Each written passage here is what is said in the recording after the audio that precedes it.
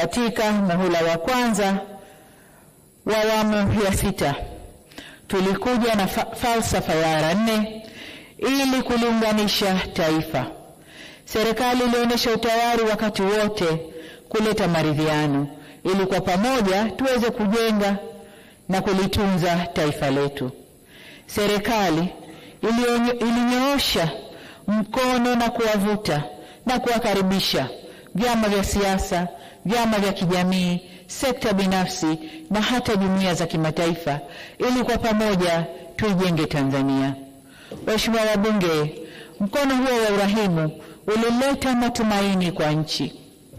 Kabla ya baadhi ya wadau kuamua kuuachilia au kuuputa mkono huo. Kwa kuwa wananchi wa Tanzania wamenipa ridhaa ya kuendelea kuongoza nchi hii, sitachoka kunyosha tena mkono wa maridhiano.